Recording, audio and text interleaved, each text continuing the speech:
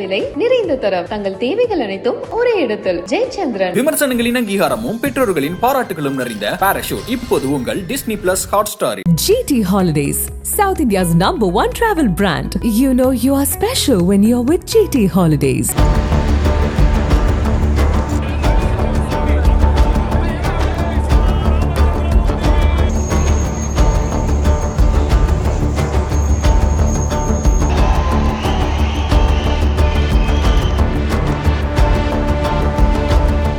விருதுநகர் மாவட்டம் ஸ்ரீவில்லிபுத்தூர் ஆண்டாள் கோவிலில் இசையமைப்பாளர் இளையராஜா வெளியிட்ட ஆல்பமான திவ்ய பாசுரங்கள் இசைக்கப்பட்டு கடந்த 15ஆம் தேதி மாலை நாட்டியாஞ்சலி நடைபெற்றது. ராமானுஜ ஜீயர் மற்றும் சடகோப ராமானுஜ ஜீயர் முன்னிலையில் நடைபெற்ற இந்த நிகழ்ச்சியில் இளையராஜா கலந்து கொள்வதற்காக வந்திருந்தார். சிறப்பாக வரவேற்று மாலை அணிவித்து பரிவட்டம் கட்டி அவருக்கு மரியாதை செய்யப்பட்டது. நிகழ்ச்சி மேடையில் இளையராஜா ஏறியபோது கூட்டம் ஆர்ப்பரித்தது. எல்லாம் சரியாக நடந்த நிலையில் ஜீயர்கள் மற்றும் ஐயங்கார்களுடன் ஆண்டாள் கோவிலுக்குள் இளையராஜா நுழைந்தார். அப்போது கருவறை என சொல்லப்படும் மூலஸ்தானத்துக்கு முன்பாக உள்ள அர்த்த மண்டபத்துக்குள் அவர்களுடன் இளையராஜா சென்றார். ஆனால் உடனே அவர் தடுக்கப்பட்டு அர்த்த மண்டபத்தில் இருந்து வெளியேற்றப்பட்டார் என தகவல்கள் வெளியானது.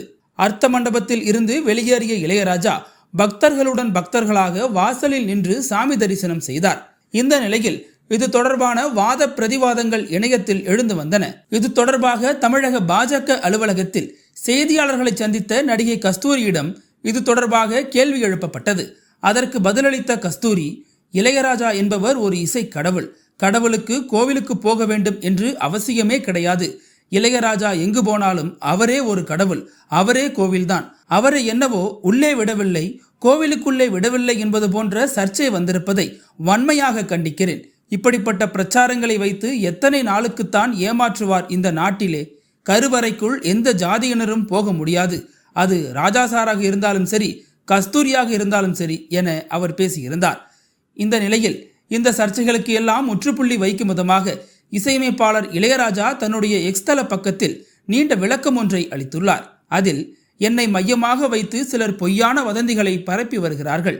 நான் எந்த நேரத்திலும் எந்த இடத்திலும் என்னுடைய சுயமரியாதையை விட்டு கொடுப்பவன் அல்ல, விட்டு கொடுக்கவும் இல்லை. நடக்காத செய்தியை நடந்ததாக பரப்புகிறார்கள். இந்த வதந்திகளை ரசிகர்களும் மக்களும் நம்ப வேண்டாம் என அவர் தெரிவித்துள்ளார்.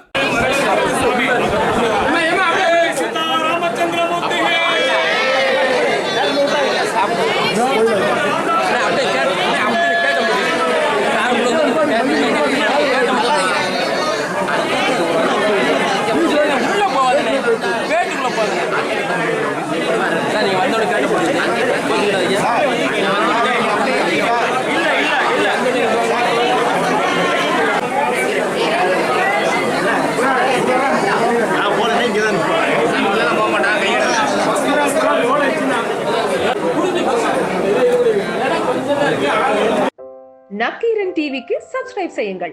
உங்கள் ஆதரவே எங்கள் பலம். ஆசிரியர்களுக்கு நண்பனாகவும் மாணவர்களுக்கு ஆசானாகவும் திகழும் தேர்வு வழிகாட்டி. ஒவ்வொரு பாடத்திற்கும் அனுபவமிக்க ஆசிரியர்களின் துல்லியமான தெளிவான விடைகள். CNC இருக்கு, தேர்வு பயம் எதற்கு? இது தீரன் பப்ளிஷிங் ஹவுஸ் விற்பனை வெளியீடு.